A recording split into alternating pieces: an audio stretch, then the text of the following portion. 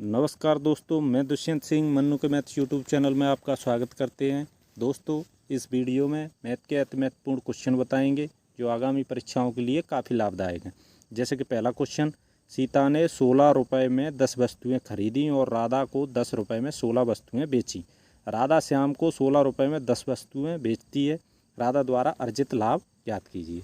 तो देखो, इस प्रकार के क्वेश्चनों में क्या हो रहा है कि पहले सीता क्या कर रहा है, 10 वस्तुएँ खरीद रही है। फिर राधा को कितनी बेच रही है, 16 वस्तुएं बेच रही है। राधा श्याम को कितनी बेच रही है, 10 वस्तुएं बेच रही है। तो देखो, वस्तुएं अलग अलग हो रही हैं। तो इस प्रकार के क्वेश्चनों को हल करने के लिए क्या है कि पहले वस्तुओं को समान कर लेते हैं। कैसे? देखो, पहले सीता क्या कर रही है, 16 रुपये में कितनी वस्तुएं खरीद रही है, 10। फिर वो राधा को बेच कितनी रही है, 10 रुपये में 16 वस्तुएँ। फिर क्या कर रही है, राधा क्या कर रही है, 16 रुपये में 10 वस्तुएँ। तो पहले वस्तुएं बराबर कर लो ना। तो बराबर करने के लिए इनका एलसीएम ले लेंगे। एलसीएम कितना आ जाएगा, 80। तो इसमें 8 का गुणा कर दो, इसमें 5 का गुणा कर दो, 80 आ जाएगा ना। ये इसमें 8 का गुणा कर दो तो ये वस्तुएं सारी कितनी आ गई, ये भी 80, ये भी 80 और ये भी 80 आ गया। देखो, सारे हो गए। अब ये यहाँ 8 का गुणा है तो इधर भी। तो 16 पंजे 80, 170, 112, 16 अट्ठे 128। तो 128 रुपये में ये 80 वस्तुएं। ये कितने रुपए में, 50 रुपये में। ये कितने रुपए में, 128 रुपये में। अभी देखो, अभी क्या कह रहा है, सीता ने 128 रुपये में, देखो यहाँ से समीकरण ऐसे, सीता ने 128 रुपये में 80 वस्तुएं खरीदी। फिर सीता क्या करती है, राधा को क्या करते हैं, राधा को बेचती है कितने, 50 रुपये में 80 वस्तुएं। अब क्या करती है, राधा क्या करती है, 128 रुपये में 80 वस्तुएं। मतलब राधा ने, देखो, अगर सीता ने राधा को बेची, राधा को कितने की बेची होगी, 50 रुपये में 80 वस्तुएं। यानी कि राधा ने भी खरीदी थी 50 रुपये में 80 वस्तुएं खरीदी थी। अब वस्तुओं को छोड़ दो, वस्तुएं तो बराबर हैं अब सब। तो राधा क्या करती है, सीता ने जब राधा को बेचा तो वो कितने रुपये में, 50 रुपये में। और राधा ने श्याम को बेचा तो कितने रुपये में, 128 रुपये में। तो राधा को कितने रुपए बच गए, 128 रुपये में बेचा और 50 में उसने खरीदा था सीता से। तो राधा को ओवरऑल रुपए कितने बचे, 78। कितने रुपए बचे, 78। तो अब देखो, यहाँ से आप परसेंटेज निकाल लेंगे तो 78 रुपये अपने पास निकल के आ गए। सीता ने क्या है, 50 रुपये का तो खरीदा और 128 रुपये का बेच दिया। तो उसको कितने रुपए बच गए, 78। तो अब 78 रुपये बचे, कितने पे बचे, क्योंकि सीता ने राधा ने इन्वेस्ट कितना किया था, 50 रुपये। तो 50 पे बचे। तो परसेंटेज के लिए गुणा 100 कर देंगे। इससे ये काटा तो 2 बार, 78, 8 दूनी 16, हासिल 1, 7 दूनी 14, 1, 15। तो ये इतना परसेंट का किसको, राधा को लाभ हो गया, 156% का। तो इसका आंसर आ गया सी, इसका answer C. Next question, second question, एक वस्तु को 1754 में बेचने के बाद अर्जित लाभ वस्तु को 1492 रुपये में बेचने के बाद हानि के बराबर है। वस्तु का क्रय मूल्य क्या है? तो देखो, इस प्रकार के क्वेश्चनों को हल करने के लिए सबसे बेस्ट क्या है कि वो क्या कह रहा है कि 1754 रुपये में जो बेच रहा है तो उसको जितने रुपए का लाभ हो रहा है उतने ही रुपए का 1492 रुपये में बेचने से हानि हो रहा है। तो इनके बीच का अंतर निकाल लेते हैं पहले। कितना अंतर निकाल लो पहले।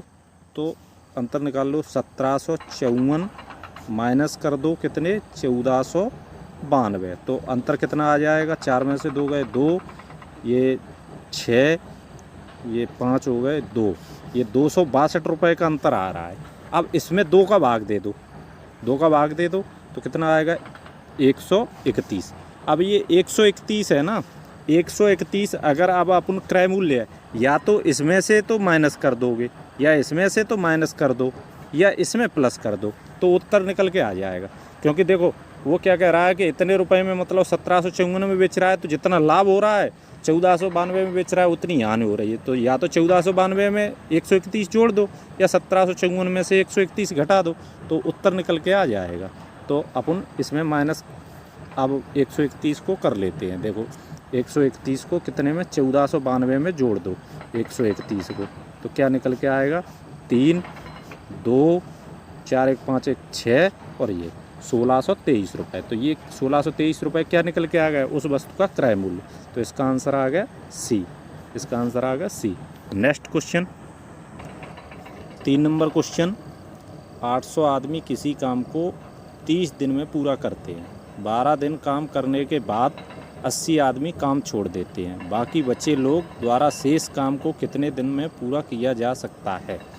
तो देखो वो क्या कह रहा है कि 800 आदमी शुरुआत में किसी काम में 800 आदमी लगे जो 30 दिनों में पूरा कर सकते हैं उस काम को।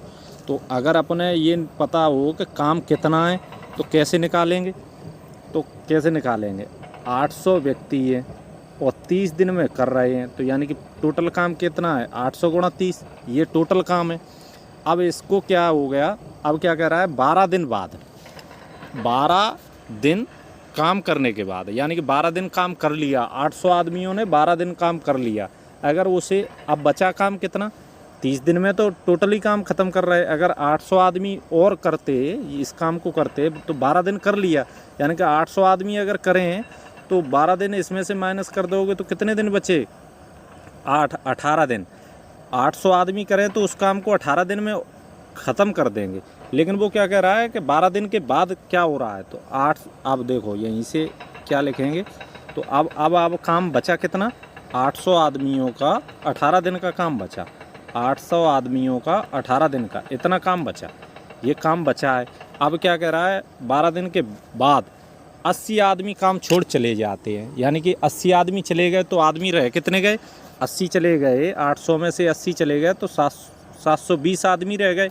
अब ये 720 आदमी इतने काम को कितने दिनों में पूरा करेंगे, तो निकाल लो, 8 से काटो, ये 100, 8 9 में 72, 90 आ गए, तो 0 से 0 कट गया, 9 दूनी 18, 2 गुणा 10 यानी कि 20 दिन में। यानी कि अगर 12 दिन के बाद 80 आदमी चले गए तो कितने दिनों में कर लेंगे, 20 दिनों में। और देखो अगर वो नहीं जाते तो कितने दिनों में हो रहा था वो, 18 दिनों में। तो ये पूछ क्या रहा है कि जाने के बाद कितने दिनों में कर लेंगे, तो 20 दिनों में। तो इसका आंसर आ गया डी, इसका आंसर आ गया D. Next question, 4 number question, Deepak ने 21,250 की एक राशि को 6 वर्षों के लिए निवेश किया। 6 वर्ष पश्चात किस साधारण ब्याज दर से कुल राशि 26,350 प्राप्त करेगा। वो क्या कह रहा है कि 21,250 रुपये उसने ब्याज पे दिया और 6 वर्षों के बाद उसने कितना प्राप्त किया, 26,350 रुपये प्राप्त किया। तो वो साधारण ब्याज की दर पूछ रहा है कि कितनी है। तो देखो कि रुपए में कितना प्राप्त किया, तो 26,350 और उस ये तो हो गया टोटल, उसको मतलब मिश्र धन हो गया, मूलधन प्लस ब्याज मिला के। और मूलधन कितना था, 21,250, तो ब्याज यहाँ से निकल के आ जाएगा, इसमें से ये माइनस कर देंगे, 0 0 1 5, यानी कि उसने 6 साल में कितना ब्याज प्राप्त किया, 5100 रुपये। कितना मिला, 5100 रुपये। ये कितने साल में मिला, 6 साल में। तो 1 साल में कितना मिला, 6 से भाग दे दोगे तो 6 7 6 48 और 3 बचा 6 5 30। 1 साल में कितना मिल रहा है उसे, 850 रुपये। अब 1 साल में कितना मिल रहा है, 850 रुपये। तो परसेंटेज निकाल लेंगे, 850 रुपये किस पे मिल रहा है, 21,250 पे। तो 21,250 का 850 क्या परसेंट है, वही वार्षिक ब्याज निकल के आ जाएगा। तो देखो यहाँ से निकाल लो, अभी क्या निकालना है, 850 21,250 का क्या परसेंट है, तो ब्याज निकल के आ जाएगा, 0 से 0 कट गया, 5 से काटो, 5 दूनी 10, 5 चौक 20, 5 दूनी 10, 5 25। अब देखो ये 85 से सीधा कट रहा है, 85 5 425 और 85 से ये 1 10, 5 से काटोगे तो 2 बार, 2 दूनी 4, तो कितना परसेंटेज निकल के आ गया, 4%। कितना, 4। तो इसका आंसर आ गया D. Next question, 5 number question, निम्नलिखित व्यंजक को सरल कीजिए। तो देखो ये क्या है, सरलीकरण का क्वेश्चन है। तो सरलीकरण में सबसे पहले क्या करते हैं, कोष्टक को हल करते हैं। तो कोष्टक के अंदर क्या दे कर रखा है, 12.3 में भाग दे रहा है, 0.03 का भाग देना है। तो 12.3 है, इसमें कितना है, 0.03 का भाग देना है। तो देखो ऊपर नीचे अगर दशमलव बराबर पे होगा तो दशमलव से दशमलव कट जाता है। तो लेकिन ऊपर एक ही अंक की बात है, नीचे 2 अंक की बात है, तो ऊपर एक 0 लगा लेंगे तो बराबर पे हो गया, दशमलव से दशमलव कट गया। अब 3 से 1230 में भाग देंगे तो 3 चौक 12, 3 एकम 3, ऊपर कितना आएगा 410, यानी कि कोष्टक के अंदर कितना आ गया 410, कितना आ गया 410।